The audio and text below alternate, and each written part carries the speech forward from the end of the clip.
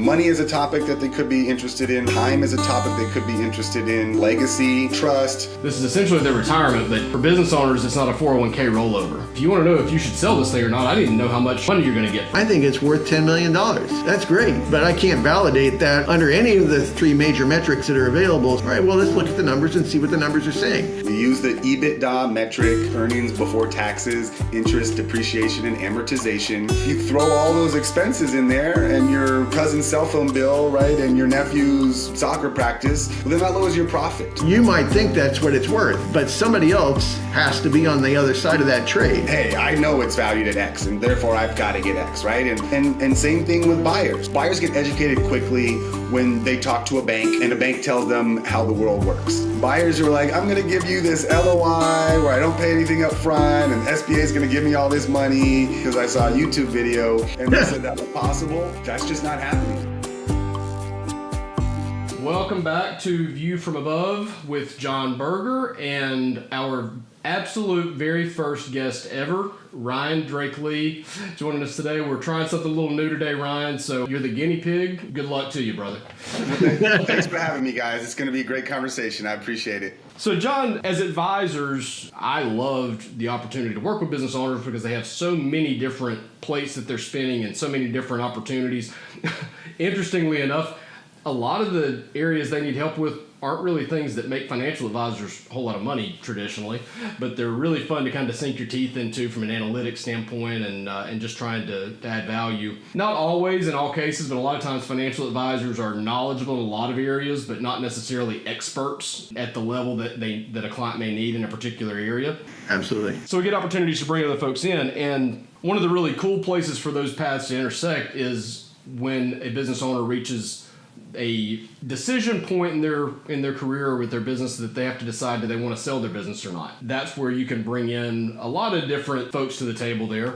But I wanted to start there. If I'm let's just paint a hypothetical picture here, John. So 65-ish year old runs a nice successful business. They've hung their hat on this for 30 years and it's making $5 million a year. They've got 20, 30, 40 employees, a lot of people depending on them. Couple of kids that don't want to take over the business, or they don't have any kids, or whatever the reason may be, they don't really know who's gonna keep this business going into the future. They're at some point gonna reach out to you, I believe, first there and say, hey, I'm thinking about selling the business, or what are my options? I don't know if I want to sell the business. Should I sell the business? Talk us through there a little bit what that thought process looks like from an advisor standpoint, trying to help that individual make the smartest decision for their family and for their well-being. This is essentially their retirement, but for business owners, it's not a 401k rollover. Not that simple, no, definitely not. Yeah, so the process, even, you took one of the equation variables out, which is the kids. Normally speaking, when I'm approached by a business owner that's saying, I'm closer to the end of me in this business than I am the beginning, and they tend to think that their timetable is 2 to 3 years. That would be a very aggressive timetable, and it tends not to get the best results. But we just really started saying, all right, well, let's look at the business, let's understand what it is, and then start looking at the options. Option number one is you're just going to burn it out, and then when you retire, you're done. The business is done. You close the doors and liquidate the assets, and that certainly is an option. And every once in a while, that is maybe the best option or the only option that's going to work in the timetable that the owner has. Another option is, well, do you have family that wants to continue, whatever it is that this business is and what it means? Do you have extended family? Do you want to bring in an associate? Is that something that could work? Bringing in somebody so you work them up from the bottom up, and then there's some kind of takeover or transition plan. Another option is you don't find anybody that's going to be able to take it over, is one of the options, to put it out there and make it so it's as sellable as possible, as worthwhile and valuable to somebody else, and understanding what that buyer is looking for, and go that option. And so we really want to assess and then go back to the owners, like, here are the various options and here's what they could mean for you from a overall remunerative standpoint, or for that 401k that isn't a 401k retirement standpoint, and which path do you feel like you want to pursue. And it's driven by the owner, their desire to leave a legacy, their timetable, so many different factors. And I just really try to help guide them through what that thought process is and how to scope it down to one or two paths that are really viable, and the others say that's really not going to be anywhere near as good. So it's interesting to me when you get to that crossroads as an individual. There's always from my experience with business owners, there seems to always be a little bit of a bias or a preference maybe to leave that business to someone else, to leave it to the kids, to keep the legacy going. Sometimes that's just not possible, and then at other times there's just enough money offered that, I mean, I'm sorry, emotions do have a limit in a lot of situations that, hey, my legacy may be worth a lot to me, but there is a price on it in a lot of situations. So, but in either case, there's going to come a point in time where you've got to decide, okay, well, some of it does depend on the price. And if we're sitting down at retirement, if this were a traditional employee type situation, you're going to sit down, you're going to take inventory, and you're going to figure out how much you have in assets. And now we're going to use that to determine, can we retire?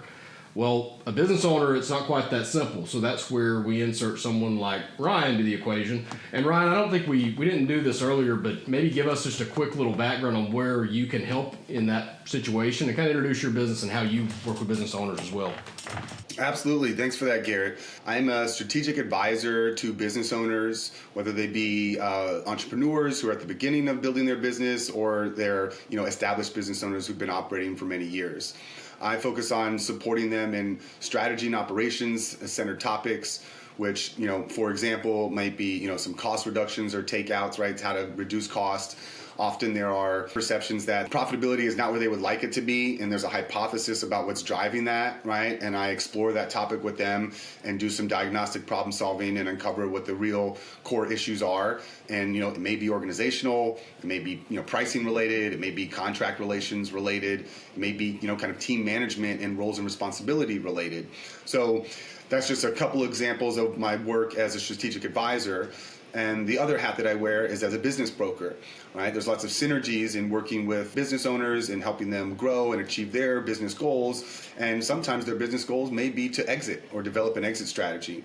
And that's where I can come in as a business broker and support them in all the work that's required in order to actually, complete an asset sale or a stock sale, right? So that process starts with understanding what the seller's goals are, right? As you just touched on, Garrett and John, right? Money is a topic that they could be interested in, right? Time is a topic they could be interested in, right? Legacy, furthermore, trust, etc. These are all the factors that a business broker is going to want to understand, right? Through good conversation, quite frankly, posing smart questions, and really uncovering what's the goals of the business owner. It seems at the surface, right? Everybody's like, well, I want to sell for the highest price, as fast as possible and get out. But further inquiry with them, right, with the seller, can usually uncover that there's a myriad of factors involved, right? Not only because individual business owner, their spouse, maybe a part owner, but not really involved in the business, right? We see that a lot. The husband's been running the business, the spouse is 50% owner, she plays no role. But when it comes to selling and exiting, now you have a stakeholder that you have to get alignment with, right? Especially, I operate in the state of California, and in the state of California, there's a fair amount of regulation around that, and so owners have to be involved in listing the business, right? There's a form called the Entity Authorization Form, and before you can even put a business up for sale, right, all owners have to agree that it should be put up for sale. So that's just a little bit of tidbit, right? We will probably get into this stuff more deeply, but that's how I can be supportive and helpful to financial advisors, right, or any business owners that are, nearing those kinds of decisions in their path. We have an interesting little trio here because between the three of us, we have some overlapping interests in a lot of different ways, right? John and I both worked as financial advisors. I also help financial advisors pursue potentially selling their business. John's not done that type of work. Ryan has helped folks sell their business and then has worked with some financial advisors on that. And then John and Ryan also do business consulting work. So we all kind of overlap in some ways, either past, present, or whatever the case may be. I know I've worked with financial advisors, in our industry, you pretty much know what a business is worth, but even you can get anywhere from 2 times revenue to 6 times revenue depending on a lot of different nuances, and that's just within one industry. So what are some of the factors, Ryan, that are going to affect the valuation? Because that's something that John's going to want to know is how much you're going to get for this business. If you want to know if you should sell this thing or not, I need to know how much money you're going to get from it. How much because you're selling your income stream for life. So how do you what goes into that equation?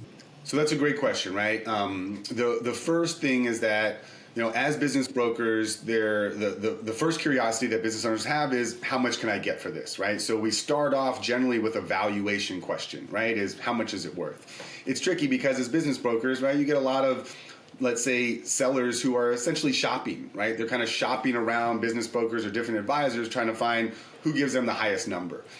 Right. So, once again, you've got to apply your intelligence and your critical thinking, right, as you enter these discussions, because essentially they're the first step in a long-term negotiation, right, which is understanding and uncovering, right, the other party's needs and goals, right, and then finding a solution that works for all. But in valuation, right, you want to understand what's the cash flows of the business, right? It's basic cash flows. We use the EBITDA metric in business brokerage, right? For those that don't know, that's earnings before taxes, interest, depreciation, and amortization. It's basically, how much money does the business make before accounting things have to take place. So you start with that number. But what goes into that number is not straightforward, right? Because in that number, there includes a number of operating line items, right? Costs that could be added back, right? Or not. We call these add backs. So when you're trying to determine the valuation, the EBITDA, you need to examine the P&L, right? You need to understand what add backs can go back. An example is officers' salaries and compensation, right? If officer takes a salary in the line item, that's a cost, right? It's a deduction from what the bottom line is from the profit. So you have to add that back because the seller, enjoys that, and so the buyer will enjoy that as their profit as well. So that's an add back. There are other operating things. Small business owners, everybody knows they're going to try to expense as much of their life as they can through the business. We're all smiling here on screen because that's how we operate in the United States of America, and it's what smart business people do, is you try to expense that. But remember, when it comes to figuring out your profitability, right? If you throw all those expenses in there and your cousin's cell phone bill, right, and your nephew's, soccer practice because you've had a justification for why it was a business expense, well, then that lowers your profit. So it's a trade-off between how much taxes you pay, right, today, and how much you're eventually going to, try to present your business to the market in terms of its profitability, right? It's hard. That's why people, they say you can't have your cake and eat it too. If you throw all your expenses in there, it's going to make your profit look low, which you might like because you pay less taxes. But when you go to sell it, same thing. It makes your profit look low. And therefore, a buyer is going to be interested in how much profit does it make. And that's where you end up in discussions around what are the line items that need to get added back. And quite frankly, right, what I generally share with all my clients, whether they be buyers or sellers, right, is that essentially what you're buying is, right, it's a set of activities in exchange for a cash flow. Right? And it's just like a job description, right? Just think about it. In a regular job, you have a job description, right? There's bullet points on what your qualifications should be and what your responsibilities are, right? Those are things that you will be held accountable for. And in exchange for that, you get a salary. It's fixed, right? In business ownership, you have, the profit that's generated, but you have a set of activities that you are responsible for. And it's not always clear in small business land because you're the owner and the marketer and the manager and the decision maker and the frontline employee and the technician, right? And the mechanic and the call center help and yada, yada, yada, right? So you figured out generally a way to get all that stuff done. But in small business, once again, it's probably not all documented, right? A portion of the work you do by texting while you're laying in bed at night. And so when you describe to interested buyers how much time you spend in the business per week, right? Everyone says, oh, I spend 10 to 20 hours a week, right? It's not a lot. You'll be fine, right? That's kind of completely ignoring the fact that, well, the bookkeeper is my aunt. And so I see my aunt every Sunday for dinner, and we spend 5 minutes talking about the accounting on the side. And I just ignored that, right? And or, once again, all the other kind of invisible work that gets done by an owner outside of regular business hours, what have you. Once again, it's back to what is the set of activities that it takes to run this business, and what, EBITDA or profit do you get in exchange for that, right? And how do you describe that to a buyer in a way that is compelling, right? That makes them feel comfortable that it's achievable, you can take this over. Like, there's always a balance between, I've got a distinctive thing here going, and so this is why it's valuable, but it's not so distinctive that anybody else can't learn it. So, hey, buyer, this is learnable, right? Buy it, pay me a good price, and you're going to be successful. And so those are some of the trade-offs that we balance as business brokers in trying to close deals, essentially, right? Trying to find alignment between various stakeholders who have different sets of goals and targets. And then, John, when you're working with a client and they come back to you and say, okay, I've got this business, it's worth $5 million, it's earning $5 million a year, its net profit is $1 million, it's, you work through these things and they come back to you and they say, okay, the numbers that the business broker says I can get for this is $4 million. There's one side of that coin that says, okay, is $4 million enough to reach your personal financial goals? Is that going to be enough that you're not going to run out of money? Then there's the other side of it that is that a good price for this business? How much do you get involved in that process as an advisor? And I know that that's an answer that may depend a little bit from one advisor to the next or one person to the next, is how much do you want to get into that? But for you, are you more focused on, is this figure enough to meet your financial goals? Or is this a fair value for the business based on my own, just maybe I'm not a business broker like Ryan is, but common sense kind of comes into it and says, wait a minute, you got a $5 million a year business and you're only going to get $3 million for it. That doesn't seem like a very good deal to me. How much do you get involved in that side of it, even from a high level? I tend to look at, there are several different ways to skin the cat on business valuation, depending on the quality of the business. A bit definitely is the most reliable, because truly the business buyer is going to be buying that stream of income, essentially is what they're doing, right? And they're trying to weigh how much it's going to cost me in terms of labor, time, my time, whatever, to get that income, and how much do I want to pay for the privilege of being able to have that income down the line. Essentially a cap rate question is like, what's my return on my capital? And by the way, I also have a capital expense of my time, and they're trying to factor all that in.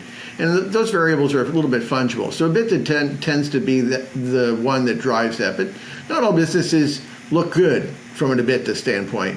But that doesn't mean they aren't necessarily sellable.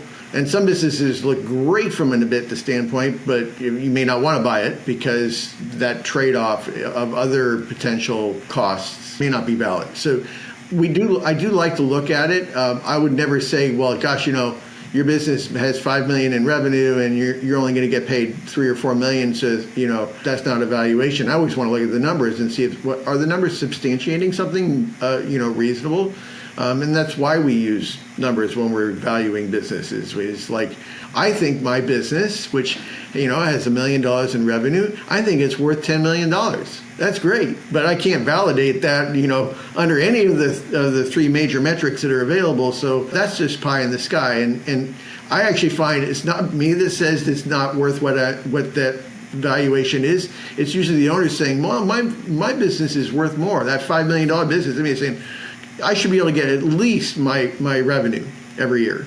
I should be paid for that. It's like, all right, well, let's look at the numbers and see what the numbers are saying. Because essentially, you might think that's what it's worth, but somebody else has to be on the other side of that trade, right? They got to be willing to pay you that money. And that's where, Ryan is talking about is like, we've got to find an alignment, because you can think it's worth $6 million, but if you can't find a buyer for $6 million, it's worth $0. Yeah. At the end of the day, anything is worth what somebody else is willing to pay for it, right? And I think that's something that, and there's a lot of different things that can factor into it. You've got, is the business growing? Is it not growing? How important is the owner in this business? Because in a lot of situations, the owner is the business, right? And their reputation is what it's built upon. So just the owner being extracted from the business is going to devalue the business by itself. And that's a really inconvenient thing if you're the owner, right? But it is the reality of the situation. Your reputation is worth something, and that's now going to cost you. Just to jump in there, Garrett, right, is that like, if those are the cases, right, and I think, putting together the three of our kind of, perspectives is, if John is, as an advisor speaking with an owner who's 2 to 3 years away from an exit, right, and they are the business, right? Then the conversations there need to be, how can we reposition or reform the business so that you are not a key critical ingredient, right? You've got to remove yourself from operation, right? But once again, generally that requires layering, right? A management layer, right? It requires hiring some kind of manager who's going to perform the task that you're currently performing, and that will cost money, right? So that will impact your EBITDA. And this is, once again, while all the classic cliches come to bear in business brokering and selling assets, like time is money, right? You can either do it yourself or you can pay somebody to do it, right? And if you pay somebody to do it, then you have to manage them and trust that they're going to do it the right way, or what have you, or make good decisions versus doing it yourself, right? And so these are trade-offs that folks need to make, or at least think about. And Ryan, from your experience, I mean, John and I can sit down and crunch the numbers, and you can as well, and figure out what we think a business should be worth. My experience when I started trying to work with advisors on selling their business, and I feel like this is shifting just a little bit, hopefully, but at one point, every buyer that came to me thought that they could buy a business for 2 to 2.5 times revenue spread out over a 5-year revenue share agreement with almost nothing guaranteed. And then every advisor that came to me thought that they could sell their business for 4.5 times revenue, and 4 of that 4.5 was going to be guaranteed cash up front, maybe a little bit of a revenue share on the back side. So half of my job has been to educate both sides and bring them to the middle and say, okay, this is what's realistic here. How much of that goes on at the broader level of, okay, there is what my finance degree, my experience, my book, whatever says it should be worth, but until I find a buyer willing to pay that for it, it's not really worth that. So how much of that goes into it at the broader level? Sure. I'd say there's a fair amount of that, right? As I described before, the starting point with sellers, right? Sellers who reach out to brokers and say, hey, I'm thinking about selling my business, how can you help me? Sometimes they have a number in their head, sometimes they don't, right? So I would say it depends on the profile of the individual. Some people really are those, quite frankly, I'm just going to call them the salt of the earth individuals that have just been cranking away at their business, and, they're making enough money to get by. They're probably not, doing extremely well, but, it's a profitable business. It's got, a dozen or more employees, and they really don't know. And so that type, that profile of person, right, it's a different conversation. It's a different set of expectations that you're setting with them versus, let's say, the person that you described, right, has a little bit of maybe finance, education, training, right, came into a business in some other avenue. Maybe this is their second or third rodeo, meaning they had a corporate office job, they got into owning a business, maybe this is their second one. So now they kind of feel like they know a lot. And so that's, hey, I know it's valued at X, and therefore I've got to get X, right? And that's a different profile, so it's a different set of topics that you have to talk about with them, and reestablishing and resetting expectations. So the answer, of course, is it depends. And same thing with buyers, right? Buyers get educated quickly when they talk to a bank and a bank tells them how the world works, right? Buyers are like, I'm gonna give you this LOI where I don't pay anything up front, and SBA is gonna give me all this money, and and it's gonna have seller financing over 5 years, and I'm gonna come in with my $10,000 because I saw a YouTube video or I listened to some other different podcast, right? And they said that was possible, and I'm here to tell you that that's just not happening, okay? It might have happened somewhere in the world and somebody wrote it down and they're telling the same anecdotal story over and over.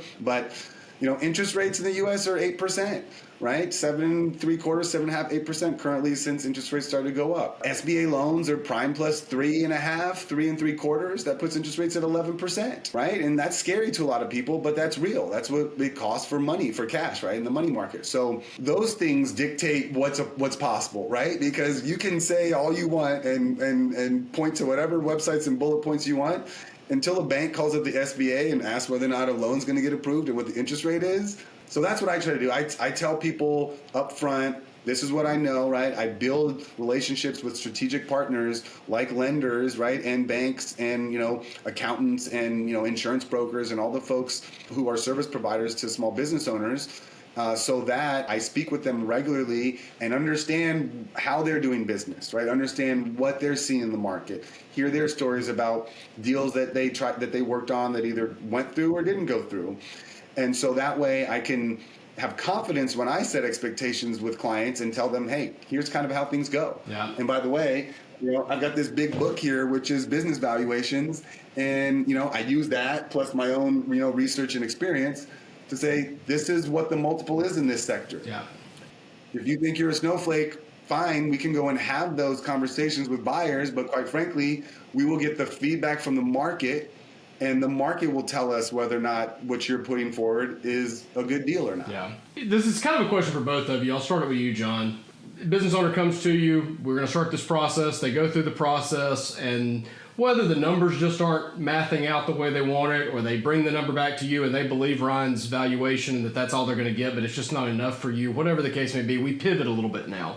And now what we thought about might have been a sale or a potential selling my business conversation turns into a strategic consulting conversation, and that could go that direction with either of you, right? Do we want to bring in another partner?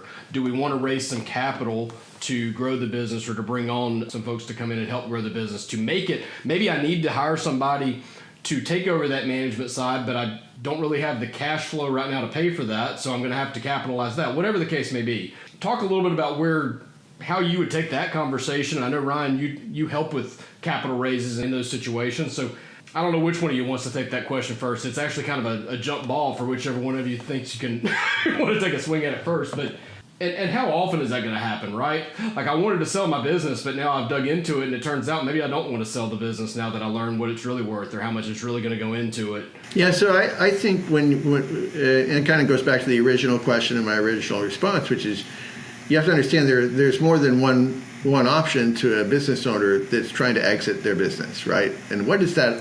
What are those options? And maybe what they thought was the prime option, the best option, i.e. selling it. Well, they go, well, that's not looking like such a great option anymore.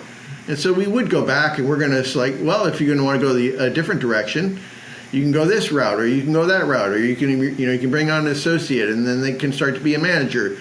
You still got to get back to that valuation, though, because if you're bringing on an associate and you're going on a 7 to 10 year associate transfer, right, if someone's buying into the business, whatever that process is, you still got to have a valuation because they're essentially working to buy the business as opposed to just forking over cash, right? And there's still going to be a buyout at the end where you're going to get your retirement plan out of it. So it still kind of goes back to these hard numbers. The nice thing about that time, if a business owner comes to you and they say, I want to sell and I'm going to sell in 2 years, they usually come and say, I want to sell and I want to be done in a year. And I'm going, that's pretty ambitious, because just the reality of it is wherever you are, if your valuation of your business in your head and all the numbers we put together, including finding a buyer, if that happens and it's perfect, it might happen in a year, but that's all the stars aligned and everything's great and wonderful. The reality is it takes time.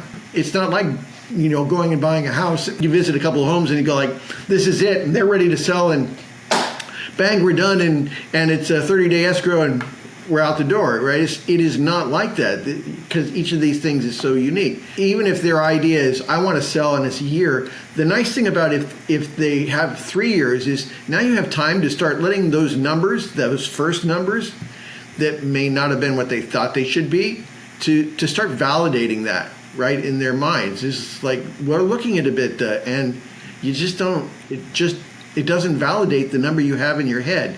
And that number will move over time in having those conversations, whether it's with Ryan or me or you, Garrett. That number is going to move in their head if given enough time. Will it move in a month? No. If Ryan comes and says, here's all our valuations, we've done all our homework, here it is, this is what it really is worth, and their number is 6 million, and Ryan's number is 4 million, it won't budge that distance in a week or a month, probably even 6 months. But over a couple of years, facing that reality over and over again, and the numbers don't lie, and seeing how they play out over the next 6 months as the business does its thing, it's amazing how that number will shift. Well, yeah, and just to add on to what John's saying, right, I agree with that, with all that you've said, and I think if I can get into a conversation with a business owner 2 to 3 years before they want to be done, that is fantastic, right? Because if they're willing to do prep work 2 to 3 years in advance of when they plan to be out, right? There's tremendous amount of opportunity there to make improvements, right? It could be, something that's related to, as we come back to the business owner being critical, right? Maybe they've got, 80% of their revenue flowing through like 3 customers, right? And then a long tail of other small customers. And those 3 customers are a little bit relationship based with the owner because they've been customers for 15 years and their kids went to high school together and yada, yada, yada, right? What you really need to do in that scenario is you need to find a way to mitigate the risk of when the owner exits, will those 3 contracts persist, right? And or it might be, now we can start relationship handoffs, right? That go over time so that whoever's on the receiving end is happy with who's stepping in to take over the owner, right? Who's retiring or leaving. Or maybe it becomes, hey, you've got to get 3 more clients over the next 3 years to bring down that revenue concentration from 80% to 50%. Because any buyer that's going to buy this is just not going to feel comfortable and you're not going to get the price you're looking for. Right? And so once again, if you have time as a luxury to work on that over 2-3 years, that's fantastic. What I see generally is folks who come when they're done and they're like, hey, I just want to be done. Right? And then I start, educating them about the process to set expectations, as I said. And the first thing is, by the way, it takes on average about 7 or 8 months to sell a business that's priced less than $5 million. So that's just what the stats are, right? And above 5 million, it goes up to 12, 13 months. So just knowing these are the numbers. Yes, we can try to ram things through in order for things to go more quickly. That's going to have some trade-offs, right? It might come down to price. Who knows, right? And so that's expectation setting. And generally they're like, okay, I didn't know that. And as John was saying, there's a lot of analogies to real estate transactions, right? And even, in the state of California, business brokers are regulated by the California Department of Real Estate. Many of the reasons of that for non-discrimination, right? When you're putting things out on the market and advertising them for sale, but also with confidential information management, right? With EIN numbers, right? And tax returns of businesses. And staff employee personal information that may show up on pay stubs that have to be transferred to prove income and employees, et cetera. So as John was saying, it's not standardized like an MLS listing in real estate where, quite frankly, 3-bedroom, 2-bath house. And you have comps. Yeah, you have comps. All the systems are up to date. Your roof is 5 years old. Your boiler is X. Your washer dryer is Y. The bathroom was redone and it passed all inspection. That's almost a commodity. Right? There are no commodity businesses because there are no standards behind the counter, right? And therefore anything goes. And so due diligence is important, and every business is its own project. So Garrett, I think one of the takeaways from this, if anybody's watching it and saying, what should I be getting from this? Is like, if you're a business owner, get the end of your business on your radar as soon as possible. More time is going to be more luxurious for you. You're going to get a better result. If you want to do something in 6 months to a year, I suppose it's doable, but to Ryan's point, it will come with a cost. And it probably most likely is going to come to a cost to that retirement plan. If you can do it in 3 years, in my experience, even that still comes with several costs because you just can't be strategic in those shorter time frames. It's like, give yourself at least 5 years. John, you beat me to my big finish, though, dude. I was going to ask you both as the closing question, what percentage of people come to you to bring up the possibility of selling a business that have started that process on time, versus they should have started it sooner? Actually, I'd say it's been a pretty high percentage that are finding me, partly because of the networks that I'm using to get those people to come to me, coming from other advisors, CPAs, and the like.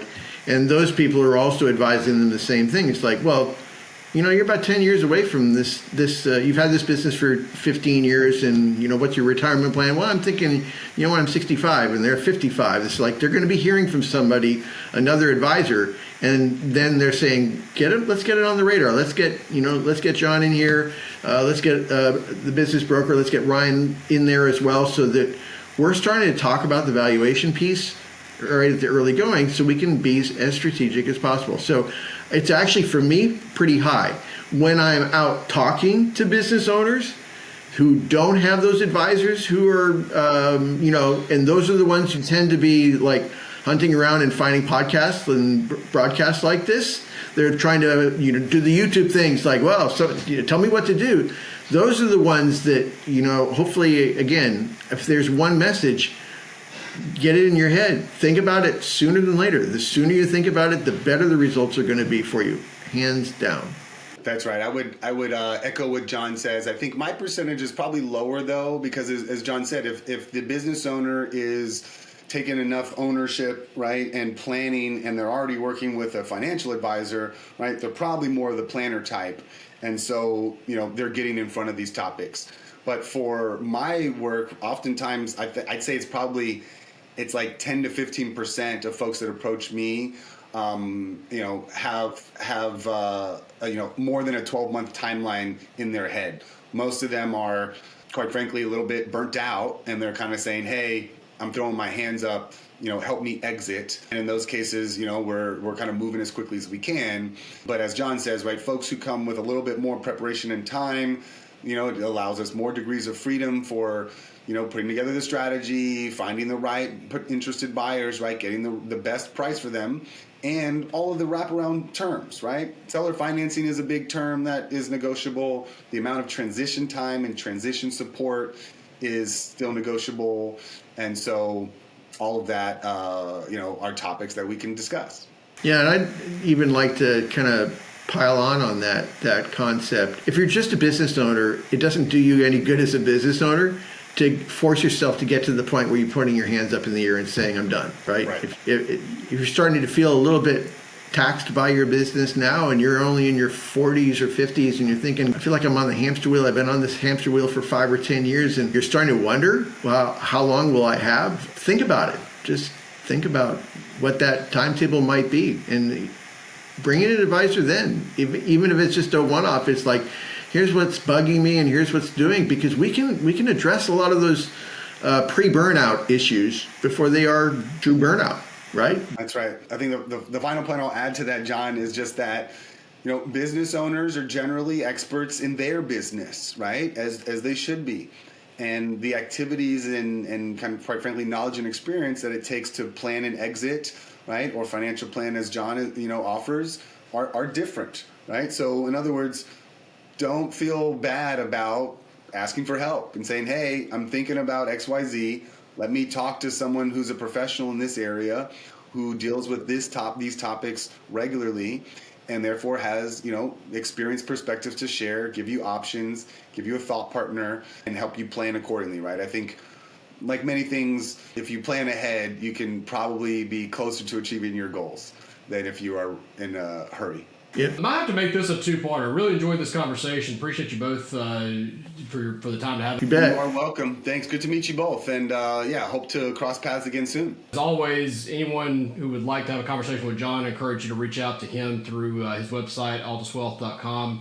Ryan, why don't you tell viewers, listeners, how they could reach out to you, any business owners out there who may be playing around with the possibility of this and wants to chat with somebody? How can they reach you? Absolutely. Yeah. Thank you so much. You guys can find me at my website, which is RDL Consulting, LLC.com. So that's my initials. You can find me there and book time. Happy to speak with you.